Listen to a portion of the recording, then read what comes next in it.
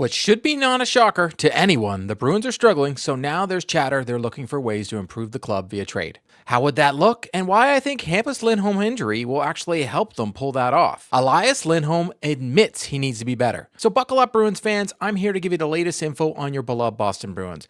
If you've been liking my Bruins content, please leave me a like and subscribe. If you've already done so, thank you, and let's get into it. Elliotte Friedman on Saturday's Hockey Night in Canada broadcast mentioned he thinks the Bruins are looking to bolster their roster via trade. He never mentioned that anything is imminent, but that they're looking. On Monday morning, though, he followed that up with these comments on the 32 Thoughts, the podcast. The Bruins, Cam Neely, I think it was the Boston Globe it was in, he had some interesting comments there about he just thinks the team has been unsettled since training camp. And it was interesting to hear him say that because that is definitely one of the things that's being said about them is that, the whole Swayman thing, I think there's some lingering hard feelings about that. I just think that, the Bruins aren't used to having their business all over the world like that. And I think it's led to some hard feelings, and I do think that and I think that's kind of affected the overall situation. I heard that one of the things the players have talked about is, look, guys, there's a lot of noise around our team right now, and we just have to stick together. And the tough thing is it looked like they were out of it with that double shutout weekend a little bit ago, but they haven't righted themselves. But I've heard that's been the message, like ignore the noise, pull together. And I think they've been active, talking about things out there. So, Boston's obviously a team to watch. But I just was really interested in Neely's comments because I do think that's a real feeling there that this has been a terribly unsettled season right from the beginning of training camp. For the Bruins. Now, Cam Neely shouldn't be the one throwing stones, as he and Swayman both had a public battle over this contract because we all remember this clip. Since you say you were surprised, Cam, can you share any other specifics here, be it what his ask is in terms of dollars or term?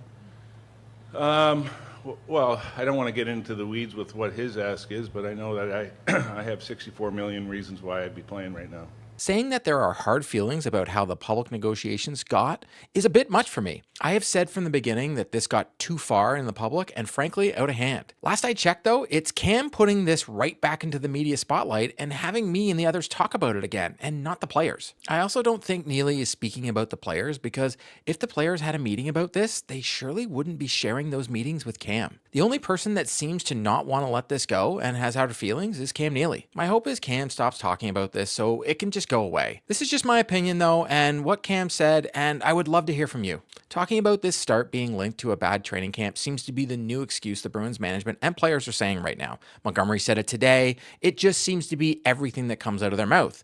There could be some truth here though, but they have no one to blame but themselves, as the drama came from Swayman and Neely. Both made this very public.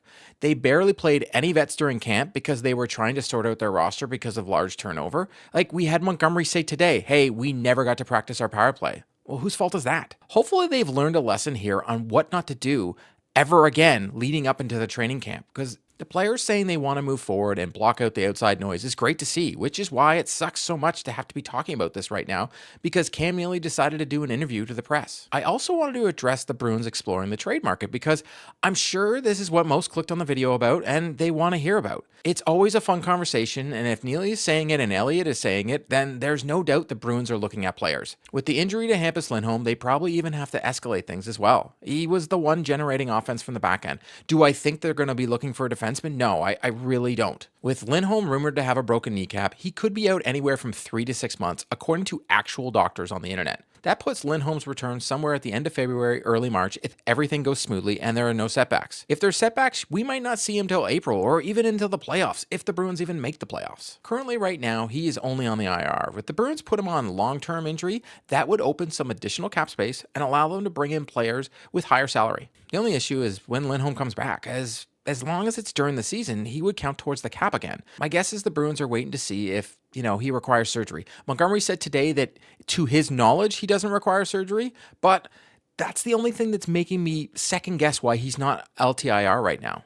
When the Bruins have a better timeline, they're going to make a decision. If the Bruins do what the guidelines of the CBA allow them, Lindholm is off until the playoffs, and they have a lot more room to bring a player in. I'm not saying they're going to do it, but everybody got mad at Vegas, they got mad at Tampa, they got mad at Chicago. You see a pattern here. Like, if you're a team and you don't do this when a player has a injury such as Lindholm, that's on you. They would no longer be looking at bringing a small piece or having to move out salary to bring it in. It changes what players they look at because currently they only have $803,869 in cap space. So let's look at who they can even trade, or should I say can't trade, to get them off the board. There are a few players that have no move clauses on the Boston Bruins, so that would make trading them a lot harder and could cause more issues than they're worth in the dressing room. David Pastrnak, Elias Lindholm, Charlie McAvoy, Nikita Zadorov, Hampus Lindholm all have no move clauses right now. Swayman has a no-move clause, but it doesn't kick in until 2026-27. Swayman's struggling right now. Moving him would mean you would get considerably less, and you would need a goalie coming back in the return because it would put you at a disadvantage because we already know they don't have someone in Providence ready to step in. Brandon Carlo has a 10-team no-trade list, so if you thought of moving him, you would have to work around his no-trade list. Otherwise, you would be in the same situation they put themselves in last year with Allmark when they tried to trade him to a team that was on his list, so he just vetoed the deal. Not saying it can't be done, but it would be tricky, and players put teams on their list strategically every year because they know based on the cap or relationship, some teams they can't be moved to, or at least it would be very hard to do it. Brad Marchand and Charlie McAvoy both have 8-team no-trade lists, and Pavel Zacha has a 10-team list.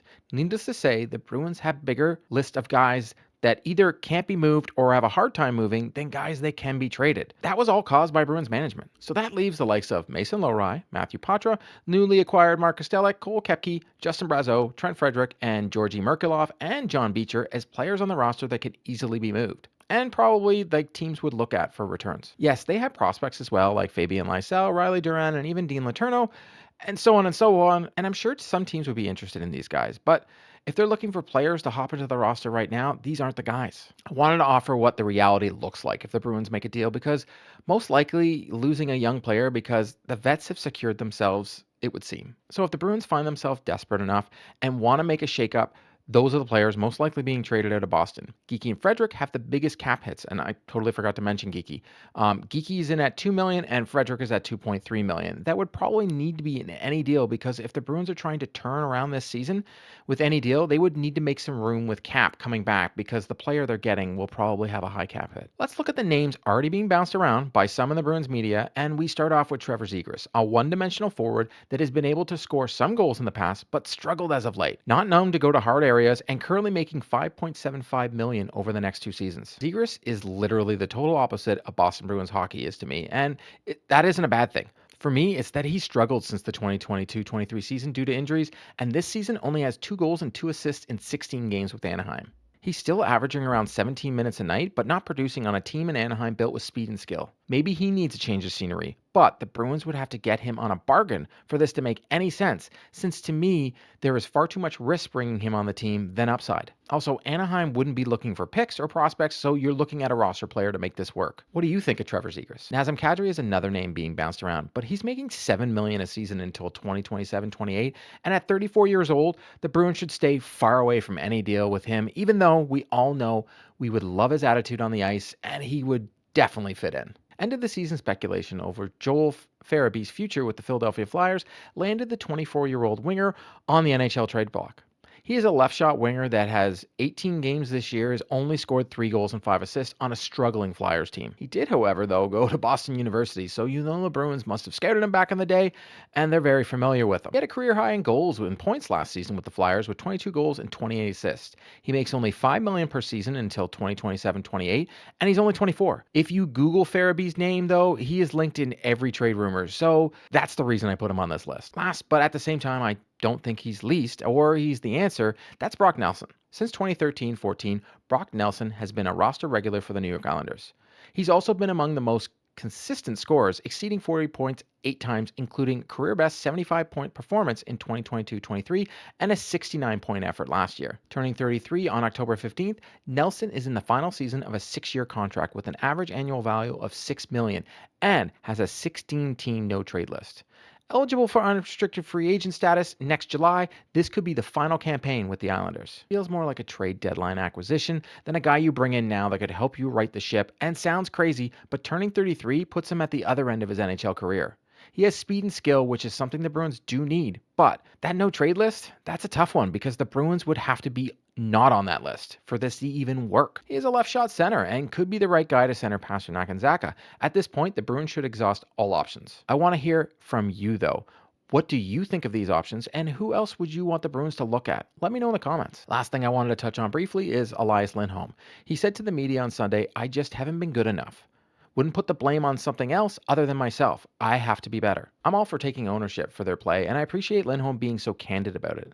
Lindholm began his career with the Boston Bruins with 2 goals and 5 assists in his first 3 games. Since then, though, he has only recorded 4 assists in his last 16 games. He also hasn't gone on the score sheet in his last 4 games. I will add the pressure that was put on him when he became here was a bit much because everyone and their uncle kept comparing him to Patrice Bergeron, including Pasternak. Bergeron is a first ballot Hockey Hall of Famer, and Lindholm is just not him. My hope now is he's found some stability with Marchand and Brazeau, and he gets his game back because he's been having chances, but it looks like he's gripping his stick just a little too tight. He's been great on the forecheck, so I hope the offense will come. The whole team has been struggling offensively, but it takes guts to say it out loud, and we need more leadership from the rest of the group, like we're seeing from Lindholm. Montgomery even talked about Lindholm today. Offensively, Charlie Coyle, down low possession guy, Zacha, transition, Castler, crazy offense, unfortunate. Do you have a beat on what Lindholm is offensively? Yeah, I think he's a complimentary center. Like, does great work in the D zone.